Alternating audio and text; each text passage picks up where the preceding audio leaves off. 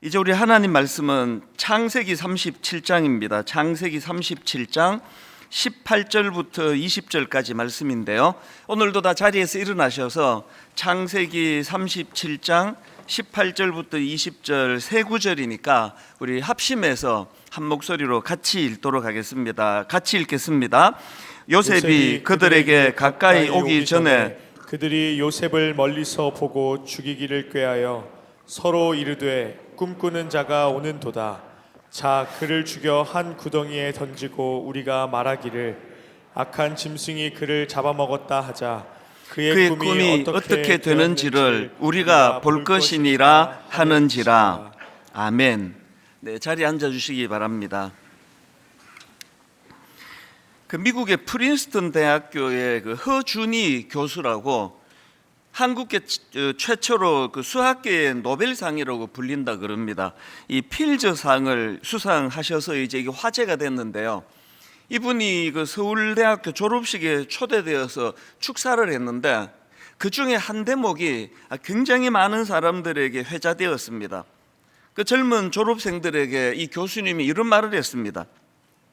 취업, 창업, 결혼, 육아, 교육, 승진, 은퇴, 노후 준비를 거쳐서 어느 병원에 그럴듯한 1인실에서 사망하기 위한 준비에 정신 팔리지 않기를 바랍니다. 이제 졸업하고 사회로 나가는 이 젊은 청년들한테 이렇게 살면 안 된다, 그렇게 이제 권면하는 그 내용인데요. 제가 아무리 봐도 이분이 열거하는 것들에서 잘못된 게 하나도 없습니다. 취업 준비, 창업 준비, 결혼 준비, 육아, 교육, 승진, 은퇴, 노후 준비, 이게 다 해야 되는 거 아닙니까? 근데 왜 이렇게 살지 말라라고 그렇게 권면을 하는가 보니까요, 이 문장의 맨 끝에 나오는 한마디 권면에서 저는 그 힌트를 얻을 수 있다고 생각하는데요. 그 부분을 다시 한번 읽어드리겠습니다. 취업, 창업, 결혼, 육아, 교육, 승진, 은퇴, 노후 준비를 거쳐서 어느 병원에 그럴듯한 1인실에서 사망하기 위한 준비에 정신 팔리지 않기를 바랍니다. 지금 이 교수님이 강조하는 것들은 이런 것들을 준비하는 게 잘못됐다는 게 아니라 그런 것들만 준비하는 것, 그런 것들만 추구하는 삶, 이게 잘못됐다는 거거든요. 제가 이분의 그 연설문을 읽다가 보니까 예수님도 비슷한 말씀을 하신 적이 있습니다. 예수님께서도 그 노아의 방주에 대해서 언급하시면서 그 시대 사람들의 잘못을 이렇게 지적하십니다. 마태복음 24장 38절부터 보십시오. 홍수 전에 노아가 방주에 들어가던 날까지 사람들이 먹고 마시고 장가들고 시집가고 있으면서 홍수가 나서 그들을 다 멸하기까지 깨닫지 못하였으니 인자의 임함도 이와 같으리라. 저희 주님 말씀하시는 먹고 마시고 장가들고 시집가고, 이게 뭐가 잘못된 겁니까? 해야죠, 당연히. 그런데 주님의 지적은 그 허준희 교수랑 똑같은 논리예요. 이런 것들만 추구하는 이게 더 근원적이고 본질적인 부분을 놓치고 사는 게, 그게 잘못된 거라고 지적하시는 거거든요. 제가 그 일만수도 파송운동 파송 예배 드리기 바로 직전에 그 당시 이제 29교회 예비 담임 목사님들한테 여러 가지를 제가 당부했는데요. 그 중에 했던 것 중에 하나가 이거였습니다. 동사무소 목회하지 마라. 제가 이거 굉장히 강조했습니다. 제가 말하는 동사무소 목회가 뭔지 짐작이 이미 가실 텐데요. 동사무소 목회가 뭡니까? 행정 처리만 잘하는 교회. 이번 주 몇 명이 늘었네? 이번 주 몇 명이 줄었네? 그리고 이제 교역자 회의하면은, 아니 중등부 숫자가 왜 이렇게 줄었어? 왜 신방 안 하는 거 아니야? 아니 청년부가 많이 늘었네? 잘하고 있어. 이게 동사무소 목회예요. 이 겉으로 드러나는 규모만 보고 겉으로 드러나는 현상에만 집중하는 목회. 제가 29 목사님들한테 동사무소 목회하지 말자 우리. 동사무소 목회를 하지 않는다는 건 뭐냐 하니까요, 우리 교회가 지금 얼마 모이고 있나, 숫자가 늘고 있나, 헌금이 지금 늘고 있나, 이런 것에만 집중하는 게 아니라 우리 교회에는 생명이 살아나고 있나, 이 교회를 통하여 수많은 지친 영혼들이 회복이 일어나고 있나, 우리 목회자들은 본질을 추구하고 그런 목회를 하고 있나, 이런 것들을 점검하는 게 이게 동사무소 목회만 추구하는 아닌 목회라고 말할 수 있는 거 아니겠습니까? 이건 뭐 목회만이 아닙니다.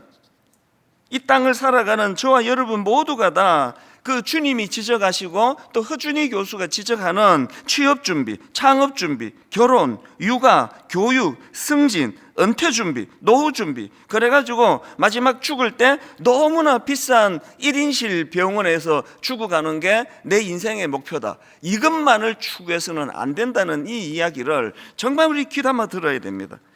혹시 여러분 그 동사무소 인생을 살고 계시는 거 아닙니까? 통장에 돈이 얼마 들어있고 노후까지 흥청망청 써도 다 쓸 수 없는 돈이 있어서 나는 참 안정적이다.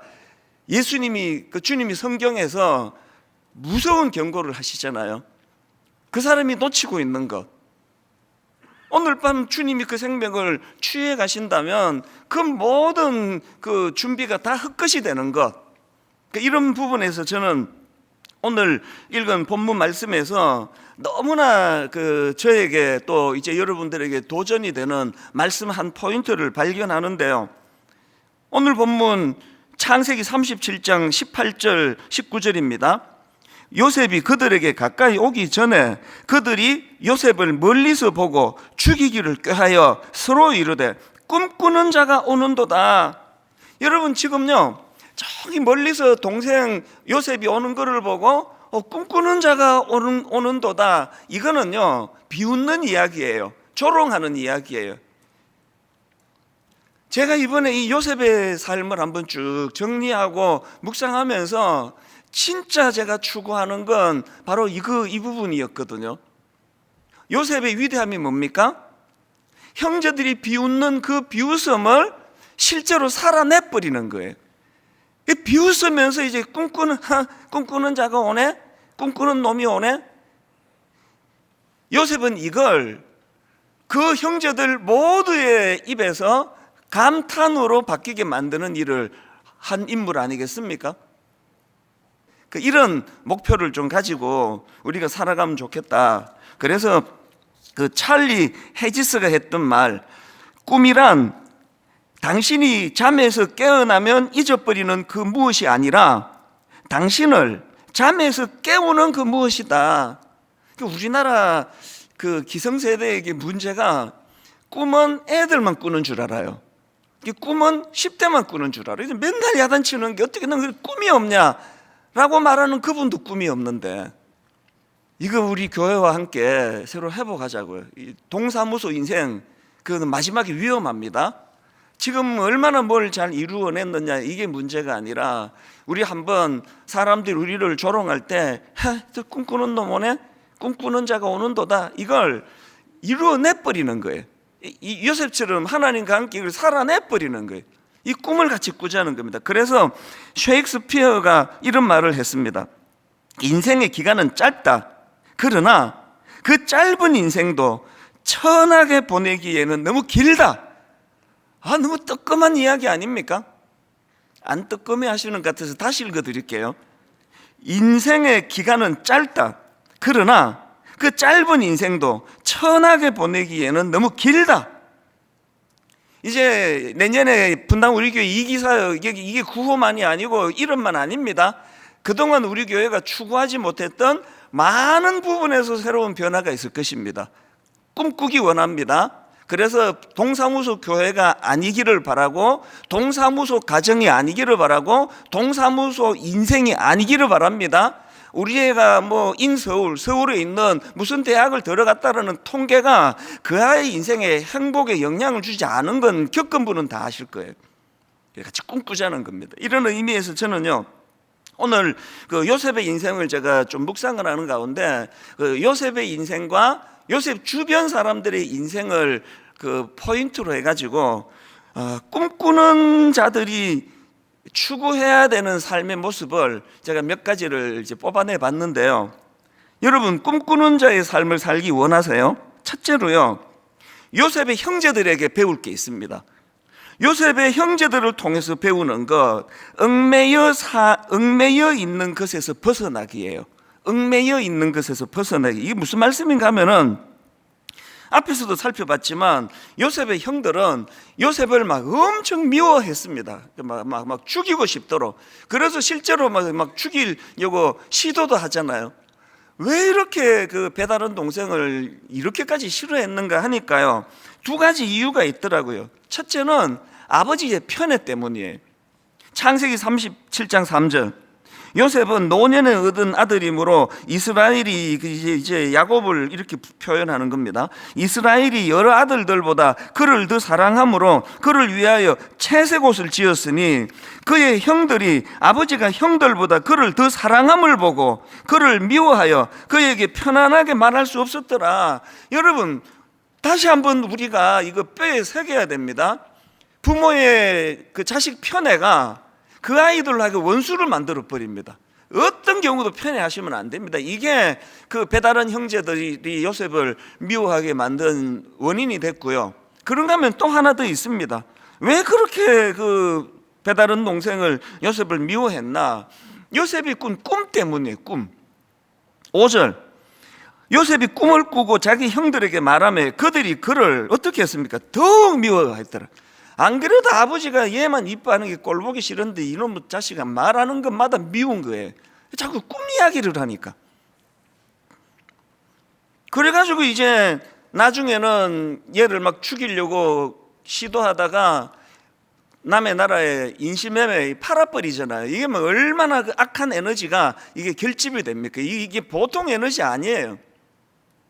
저는 이런 그 동생을 향한 그 분노, 미워하는 마음, 이거를 떨치지 못해가지고 점점 악한 에너지가 모아지는 이 배다른 형제들의 모습을 보면서 딱 떠오른 인물이 안토니오 살리에리. 누군지 다 아시죠? 그 당시 그 모차르트하고 갈등을 겪었던, 제가 최근에 이 내용을 다룬 그 피터 셰퍼라는 분이 쓴 희곡집입니다. 아마데우스라는 희곡집을 제가 구입했는데요. 이 책을 왜 구입했는가 하니까 그 팀 켈러 목사님이 쓴 탕부 하나님이 책을 읽다가 보니까 이 희곡집에 대하여 언급하는 게 인상적이어서 그냥 뭐 책을 사버렸습니다. 이 희곡집을 보면은 이제 같은 시대를 살아갔던 모차르트와 살리에리가 겪는 그 갈등이 이제 굉장히 상세하게 묘사가 되어 있는데요. 막이 열리자마자 살리에리가 이제 임종을 앞둔 이제 나이가 많이 흐른 할아버지가 이제 거기에 나와요. 이 살리에리가. 그래서 이제 자기가 40년 전에 겪었던 어떤 사건의 진상을 이제 이거를 이제 틀어야 되겠다로 이 희곡이 시작이 되는데요. 여러분 다 아시지만 사실 모차르트도 뭐 대단한 음악가지만 살리에리도요, 이게 뭐 어마어마한 음악가예요. 그 당시에 뭐 궁중음악가라 그러면 뭐 엄청난 사람이거든요. 그리고 또 굉장히 믿음이 좋았던 사람이에요. 순수한 희곡집에 의하면. 그는 늘 하나님께 자기 꿈을 하나님께 아뢰고 꿈을 이루어 주기를 기도했습니다. 그 내용 한번 들어보십시오. 살리에리의 기도입니다. 주여, 저를 위대한 작곡가가 되게 하소서. 음악으로 주의 영광을 찬미하게 하시고 저도 칭송받게 하소서. 이거 보면은요, 살리에리도 요셉하고 똑같아요. 꿈꾸는 사람이었습니다. 그리고 하나님이 이걸 이루어 주신다는 걸 믿던 믿음이 있던 사람이에요. 그 다음 들어보세요. 그의 기도가 이렇습니다. 주여, 저를 위대한 작곡가가 되게 하소서. 음악으로 주의 영광을 찬미하게 하시고 저도 칭송받게 하소서. 그리하면 그 대가로 저는 주님께 제 순결과 근면함과 가장 깊은 겸손과 삶 전체를 드리겠나이다. 훌륭한 신앙인 아닙니까? 그리고 꿈꾸는 사람 아닙니까? 그리고 성공한 인물 아닙니까? 아무나 궁중음악가가 됩니까? 그랬던 살리엘인데 무슨 문제가 생긴 겁니까? 그 배다른 형제들하고 지금 요셉의 형제들하고 똑같은 상황이에요. 모차르트가 나타난 겁니다. 자기보다 더 사랑을 받는 사람이 나타난 거예요. 그래서 그 내용에 보면은 살리에리가 이런 고백을 합니다. 모차르트가 나타나고부터 나 자신이 싫어졌다. 이 한마디 독백만큼 우리 인생의 본능을 잘 표현하는 설명이 없다고 생각을 합니다. 모차르트가 나타나고부터 나 자신이 싫어졌다. 이게 지금 딱 요셉의 배다른 형제들의 고백일 거예요. 그리고는 이제 그 모차르트를 향한 질투와 시기심, 열등감 이런 것들이 자기를 이제 불행으로 몰고 가는데요. 살리에리가 어떻게 변질이 되는가 하니까 그가 이런 말을 합니다. 이제 분노가, 이게 에너지라 그랬잖아요. 분노가 막 점점 이게 축적이 되니까 하나님에 대하여 이런 말을 합니다. 이제부터 당신과 나는 서로 적입니다. 인간관계가 풀리지 않으면 이게 영적으로 병을 가져다 주거든요. 이제부터 당신과 나는 서로 적입니다. 그렇게 하고는 이제 모차르트를 향한 증오와 원한을 가지고 그를 이제 죽이려고 하는 그런 이제 희곡집, 이게 뭐 역사적으로 사실인지 아닌지는 모르지만 이제 희곡집에는 그렇게 나와 있습니다. 저는 오늘 이 본문에 나오는 그 요셉에 대하여 너무나 질투심에 화신이 돼가지고 그를 죽이려고 했던 그 배다른 형제들이나 또 모차르트에 대하여 열등감에 빠져가지고 이제 자기 인생을 파멸로 이끌던 살리에리를 보면서 성경 구절 하나가 딱 떠올랐습니다. 그게 히브리서 12장 1절입니다. 이러므로 우리에게 구름같이 둘러싼 허다한 증인들이 있으니 모든 무거운 것과 얽매이기 쉬운 죄를 벗어버리고 인내로서 우리 앞에 당한 경주를 하면, 여기 나오는 그 얽매이기 쉬운 죄, 이걸 영어 성경으로 뒤져보니까 entangle이라는 이 단어를 쓰더라고요. 이 단어는요, 얽어매다, 걸어서 꼼짝 못하게 하다, 이런 뜻을 가진 단어인데, 제가 이 영어 사전을 찾아보니까 예문을 이렇게 들더라고요. 그 새는 철망에 걸려 꼼짝을 못하고 있었다. 이게 entangle이에요. 그 어떤 단어인지 아시겠죠? 지금 이 본문에 나오는 얽매이기 쉬운 죄, 이걸 직역하면은 내 주변에 위치한 죄예요. 내 주변에 위치한 죄. 그래서 내 주변에 상존하고 있는데, 아까 그 entangle이라는 단어를 썼다 그랬는데 그 앞에 easily라는 단어가 있어요. 그러니까 쉽게 얽매이게 만드는 죄예요. 쉽게. 이걸 경계해야 된다는 거예요. 그래서 제가 이 연관된 구절을, 성경을 쭉 묵상하다가 보니까 바로 골로새서 3장 7절 8절 이걸 설명하더라고요. 너희도 전에 그 가운데 살 때에는 그 가운데 생하였으나 이제는 너희가 이 모든 것을, 여기도 벗어버리라 나오잖아요. 너희가 이 모든 것을 벗어버리라. 곧 분함과 노여움과 악의와 비방과 너희 입에 부끄러운 말이라. 뭘 강조하는지 아시겠죠? 여러분이 한번 새로운 동사무소 인생이 아니라, 동사무소 교회가 아니라 한번 꿈을 가지고 새로 한번 시작해 보자고요. 새로 한번 달려가 보자고요. 그러려면 첫 번째 관문이 얽매이기 쉬운 죄를 벗어버리는 거예요. 얽매이기 쉬운 죄가 뭐라고 성경이 말합니까? 분함, 노여움, 악의, 비방, 너희 입에 부끄러운 말이라. 살리에리가 모차르트에 대하여 그런 극도의 열등감에 빠지지만 않았더라도, 모차르트만큼 뭐 엄청난 한 시대에 날까 말까한 이런 인물은 아니라 하더라도 인생의 행복이 꼭 그런 사람만 행복하던가요? 그냥 옥하는 목사님을 제 신학교 들어갔더니 100년에 한 번 날까 말까한 분이라 그러더라고요. 내가 엄청 좌절했습니다. 벌써 나버렸네. 100년에 한 번 나버렸잖아요. 그럼 전 뭡니까? 제가 불행합니까 지금? 안 불행해요. 100년에 한 번 날까 말까한 그분만 행복한 게 아니에요. 그 신학교 가면서 포기했거든요. 그 한 명은 이제 내가 아니다. 내가 그때부터 옥하는 목사님을 모차르트라 생각하고 증오하고, 저 목사님이 있어서 내 인생이 불행하다, 그렇게 저를 불행으로 몰고 가지 않았잖아요. 우리가 하나님 앞에서 그 100년에 한 명 날까 말까한 그분만 행복하다고 만드는 게, 이게 얽매이기 쉬운 사단의 죄예요. 다락방에서도요, 순장들 중에서도요, 우리 목사들 중에서도 우리가 요셉이 꿈꾸는 자가 오는도다 조롱하는 그 조롱을 실제로 그것을 현실로 만들어버리는, 진짜 꿈꾸는 사람이 되기 위해서는 얽매이기 쉬운 죄를 벗어나야 됩니다. 우리 안에 있는 이런 굉장히 우리 주변에 작아 보이고 사소해 보이지만 자꾸 비교하고 또 그 살리에르가 갖고 있는 이런 마음의 이 누적되는 울분을 올 한 해가 가기 전에 다 떨쳐내는 놀라운 은혜를 누리게 되시기를 바랍니다. 여기서부터 꿈이 시작이 되는 거예요. 그런가 하면 두 번째로요, 요셉과 같은 꿈꾸는 자의 삶을 살기 원한다면 이 요셉의 삶을 제가 굉장히 중요한 한 대목을 발견했거든요. 요셉의 삶을 통해서 배우는 건데요, 과거의 상처 흘려보내기예요. 과거의 상처 흘려보내기.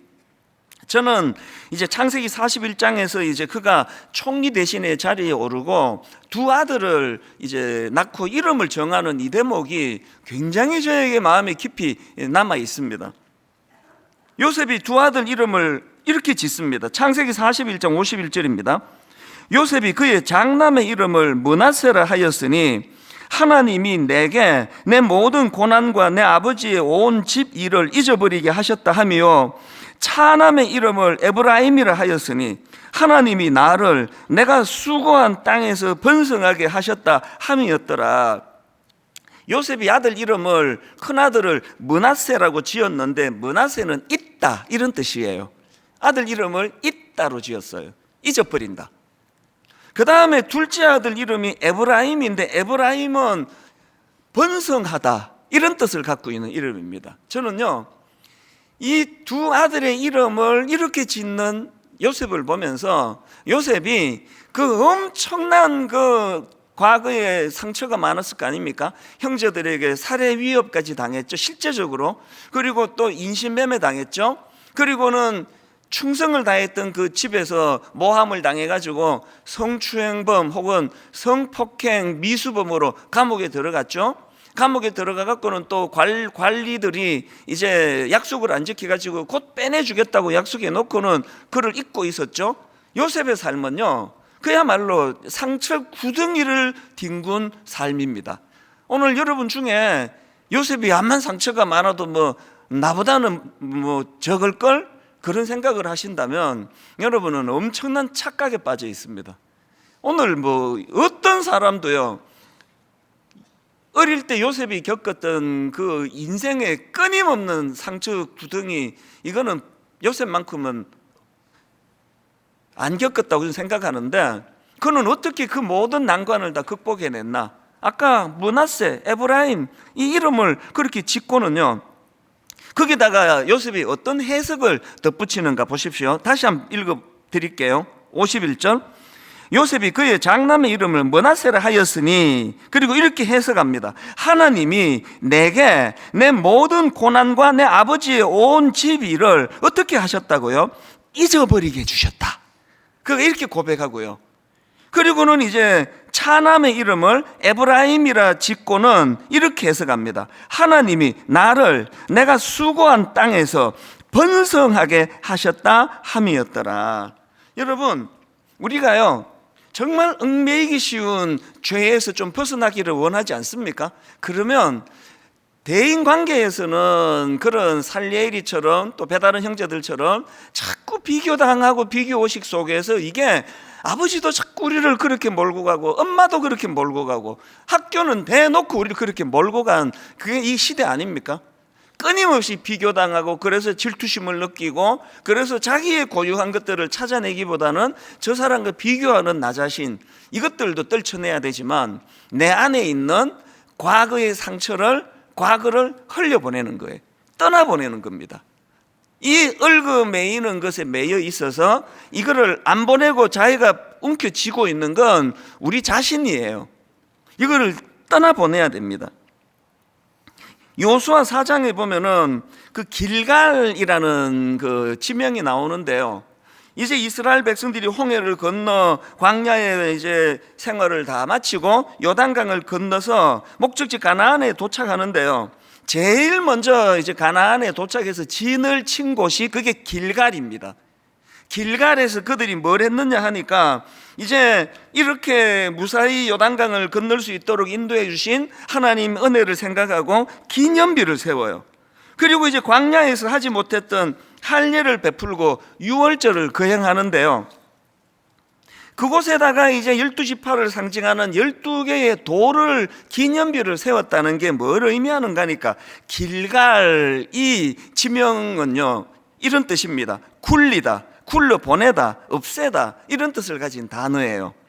그러니까 지금 그들이 길갈에 세운 돌의 의미 뭐 여러 가지 의미가 있지만 그 중에 하나가 뭐냐, 과거의 모든 수치는 끝났다, 과거의 모든 수치는 지나갔다, 이거를 선언하는 차원으로도 이게 해석이 되더라는 것입니다. 그들이 길갈에다가 12돌을 세운 것은 정말 지금까지 지내온 거 하나님의 크신 은혜다, 하나님의 은혜로 우리가 여기까지 올 수 있게 됐다, 그리고 그 은혜에 대한 감사와 감격이 내포하고 있는 건 길갈이에요. 과거의 모든 수치는 끝났다, 과거의 모든 수치는 물러갔다, 이제 새로운 시대가 도래하고 있다. 우리는 회개도 하고 기도도 하는데 이게 안 되는 거예요. 에베네셀 여러분 잘 외치시잖아요. 여기까지 하나님이 도우셨다. 근데 왜 과거의 수치는 계속 갖고 다니시느냐고. 왜 과거의 수치는 여전히 껴안고 가시느냐고요. 아까우셔서요. 한 번씩 꺼내놓고 생각해야 뭐 이 생각이 워낙 내가 우여곡절의 인생을 살았기 때문에 뭐 지루하지 않을 것 같아서 그렇습니까? 꿈꾸기를 원하십니까?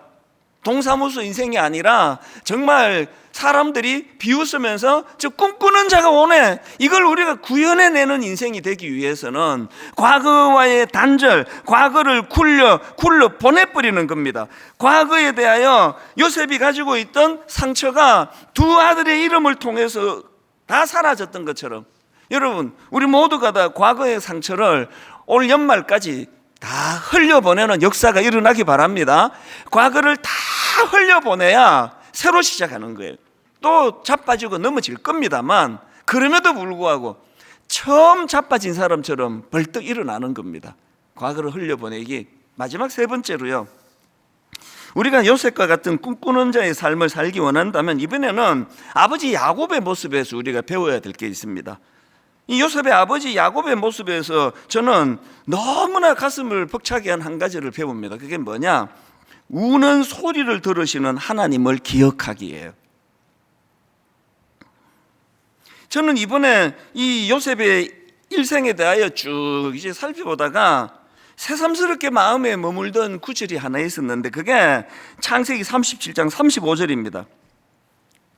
야곱 그 자식을 잃어버린 이제 그 요셉이 죽었다는 소식을 들은 아버지의 슬픔을 한번 느껴보십시오. 그의 모든 자녀가 위로하되 그가 그 위로를 받지 아니하여 이르되 내가 슬퍼하며 스올로 내려가 아들에게로 가리라 하고 그의 아버지가 그를 위하여 울었더라. 지금 그 자녀들의 위로를 거절해요. 그 위로하지 마라. 나는 그 메시지 성경으로 보니까 야곱이 이렇게 말합니다. 자녀들이 위로하려고 했으나 그는 그들의 위로를 마다했다, 거절했다. 그리고 이렇게 말합니다. 나는 내 아들의 죽음을 슬퍼하면서 무덤까지 가련다. 위로하지 마라. 나는 이 슬픔을 가지고 죽을 때까지, 무덤까지나 이 슬픔을 가지고 가련다. 여러분, 이 자식을 잃은 아버지의 눈물을 이것보다도 잘 설명하는 데가 없다고 생각을 해요. 이렇게 위로가 통하지 않는 고통의 눈물을 흘렸던 인물이 아버지 야곱인데요, 제가 이번에 새로 깨달은 게 뭐냐, 요셉이 본인이 잘해서 참 조롱을 그렇게 멋진 성공으로 바꿀 수 있었지만 그 과정에서 아버지의 눈물이라는 대가지불이 있었다는 거예요. 아버지의 눈물이라는 이 대가지불. 이제 성탄절을 앞두고 있잖아요. 매년 그 이제 성탄절을 앞두고 그 대림절 묵상집이라고요, 이 땅에 오신 예수 그리스도를 이제 묵상하는 그런 묵상집이 있습니다. 올해는 땅 끝에서 부르는 노래, 이런 제목의 이제 대림절 묵상집이 나왔는데요, 바로 지난 목요일이에요. 3일 뒤에 그 소제목이, 묵상하는 소제목이 우는 소리를 들으시는 하나님이래요. 이게 어떤 내용인가 하니까요, 창세기 21장에 드디어 이제 아브라함의 아내 사라가 이제 아들을 낳잖아요. 이삭을 낳고 그리고는 이제 그 대리모, 그 배달은 그 종을 통해서, 하가를 통해서 낳은 이스마엘이 이 이삭을 이제 놀리는 것을 보고 쫓아내 버려요, 이 모자를. 그래서 이제 여종 하갈과 하갈이 낳은 아들 이스마엘이 집에서 쫓겨나가지고 정처 없이 빈 들을 헤매고 있는데요. 그 과정에서 이제 준비해간 식량도 떨어지고 너무나 절망적인 상황에 놓이니까 이 어머니가 못 견뎌서 통곡을 합니다. 엄마가 막 소리내서 우니까 이제 그 어린 아들도 이제 그거 보고 같이 우는 거죠. 배경이 그런 장면입니다. 그리고는 이제 그 묵상집에 창세기 21장 16절을 세 번역으로 올렸더라고요. 아이가 죽어가는 꼴을 차마 볼 수가 없구나 하면서 화살 한바탕 거리만큼 떨어져서 주저앉았다. 그 여인은 아이 쪽을 바라보고 앉아서 소리를 내어 울었다. 어떤 상황인지 아시겠죠? 이제 자기가 광야에서 빈들에서 고통당하는 건 안중에도 없어요. 모든 이 시대, 뭐 이 시대뿐만 아니라 모든 우리 어머니들의 관심은 자식이잖아요. 그래서 저기 떨어져 있는 그 어린 아들을 보면서 그렇게 통곡을 하고 있는데요. 그 상황에서 바로 그 다음 17절입니다. 하나님이 그 아이가 우는 소리를 들으셨다. 하늘에서 하나님의 천사가 하갈을 부르며 말하였다. 하갈아, 어찌된 일이냐? 무수하지 말아라. 아이가 저기에 누워서 우는 저 소리를 하나님이 들으셨다. 그 묵상집 내용을 제가 조금만 읽어드릴게요. 하나님은 기도만 들으시는 것이 아닙니다. 우는 소리를 들으시고 흘리는 눈물을 헤아리십니다. 고난 가운데 드리는 기도는 말보다도 눈물일 때가 있습니다. 성탄을 맞으며 우리가 다시 노래할 수 있는 것은 하나님께서 우리의 아픔과 눈물에 음을 맞추어 주시기 때문입니다. 제가 지난주 내내 이 부분을 묵상하면서 울컥울컥하고 또 갑자기 또 눈물이 나고 갑자기 슬퍼지고 그런 시간을 오늘 새벽까지 보내고 있습니다. 왜냐하니까요, 두 가지 이유 때문이에요. 유난히 요 근래에 아픈 소식이 많이 전해드렸습니다. 자녀 문제로 오래 고심하고 기도하는 부모님이 있는데요, 최근에 이 끊어지지 않는 이 아들의 어떤 문제, 제가 공개할 수는 없지만 이 아들의 문제로 그렇게 또 일이 터진 거예요. 그래서 그 아버지가 뭐 굉장히 훌륭한 분이에요. 그렇게 저를 찾아오셔가지고 정말 눈물을 하염없이 흘리면서 그 부부가 이 아들의 문제를 가지고 흘리던 그 눈물이 잊혀지지 않고요. 그런가 하면은 또 우리 성도님 중에 자녀를 너무 잘 키우셨어요. 굉장히 여러 가지 잘 갖춘 귀한 자매가 계속 반복되는 그 남편의 외도 견디다 이혼을 결정하고 그 과정에서 이 연세 드신 아버지 어머니가 눈이 진무르도록 우시는 거 아닙니까? 너무나 고통을 당하는 그 눈물을 제가 알고 있거든요. 그 이런 일련의 내용들이 너무 저를 아프게 하는 거예요. 끊임없이 이 땅은 자식이 죽었다는 소식을 듣고 하염없이 눈물을 흘리던 야곱과 같은 인생 아닙니까? 그런가 하면은 제가 지난주 내내 가슴이 먹먹한 시간을 보낸 이유가 또 한 가지 있는데요. 제가 지난주 이런 말씀 드렸던 거 기억하십니까? 29교회 모두가 다 이제 자립했다. 그건요, 숫자와 재정적인 이야기예요. 여전히 지금 그 29교회가 얼마나 많은 이제 그 대가 지불을 치르고 눈물을 흘리며 교회를 세워가는 과정에서 원하지 않는 상처를 받기도 하고 또 원하지 않는 일들을 만나기도 하고 난감한 일을 당하고 목사님과 성도님들이 지금 이 아픔을 겪고 있는 소식을 계속 제가 지금 듣고 있는 상황이거든요. 그러는데 이제 이 묵상집에서 이런 내용을 다루다 보니까 제 마음이 그렇게 점화가 돼서 한 주 내내 마음이 먹먹한 시간을 보냈는데요. 그러다가 정말 내 마음에 위로가 되는 찬양을 하나님이 계속 제 마음에 주셨습니다. 이 찬양 오래전에 나온 찬양입니다. 주 예수 오셔서 내 슬픔 아셨네. 나의 앞길도 내 주 아셨네. 나 주를 버리고 떠나갔었네. 주님 약속대로 날 붙드셨네.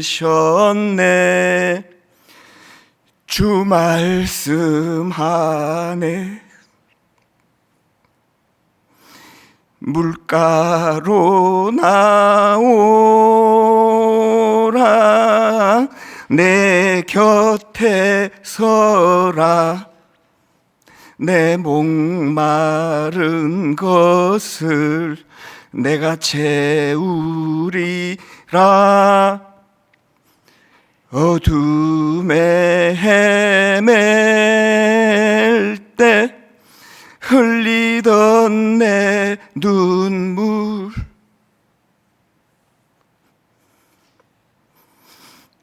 그 눈물을 위해 내가 죽었노라.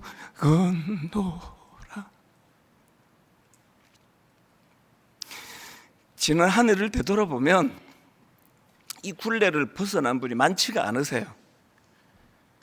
이 맨 마지막에 나오는 이 한마디, 어둠에 헤맬 때 흘리던 내 눈물, 그 눈물을 위해 내가 죽었노라. 여러분, 아버지 야곱에 나 위로하지 마라. 나 죽을 때까지 이 아픔을 가지고, 나 이 슬픔을 가지고 나 가기를 원한다. 이 아버지의 눈물의 대가 지불이 그 아들 요셉을 기어이 꿈꾸는 아들로 만들 수 있었다고 한다면 29 교회 많은 진통이 당연히 따르죠.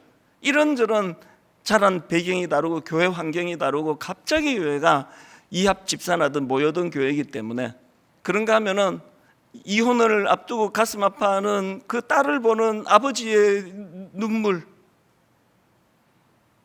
오늘 여러분 어떤 이런저런 아픔과 상황과 가슴 졸임이 있는지 모르지만, 여러분 우리가 내년에 이제 동사무소 인생이 아니라, 동사무소 교회가 아니라 정말 그 조롱하는 사람들 그 조롱을 너무나 멋지게 이것을 뒤집어 엎기 위해서 우리 하나님 앞에서 그리스도의 십자가, 그 눈물을 위해 내가 죽었노라.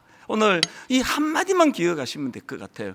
그 눈물을 위해 내가 죽었노라. 아버지 야곱의 그 눈이 짓무르도록 흘리는 그 아픔의 눈물, 위로하지 마라. 그 아버지의 눈물이 대가 지불이 된다면 오늘 그리스도의 십자가가 우리로 하여금 그 은혜의 길로 인도해 주시리라 믿습니다. 우리 한번 이 찬양 같이 가사를 생각하시면서 함께 불러보시면 좋겠습니다. 주 예수 오셔서 내 슬픔 아셨네. 나의 앞일도 내 주 아셨네. 나 주를 버리고 떠나갔었네. 주님 약속대로 날 붙드셨네. 주님 말씀하십니다. 물가로 나오라, 내 곁에 서라. 우리 가사를 기억하시면서 함께 찬양하기 원합니다.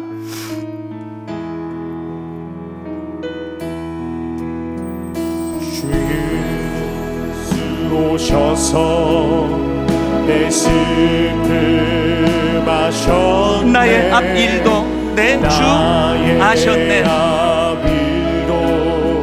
내 주 아셨네. 나 주를 버리고 떠나갔었네. 나 주를 버리고 떠나갔었네. 주님 약속대로 날 붙드셨네.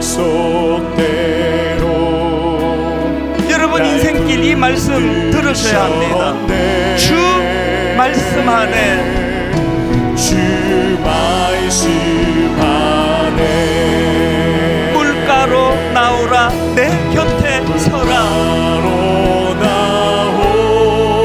여러분 하나님 우리 인생의 목마름을 아십니다. 내 목마른 것을 내가 채우리라. 내 목마른 것을 내가 채우리라. 어둠에 헤맬 때 흘리던 내 눈물, 어둠에 헤맬 때 흘리던 내 눈물. 이 사실만 기억하시면 됩니다. 그 눈물을 위해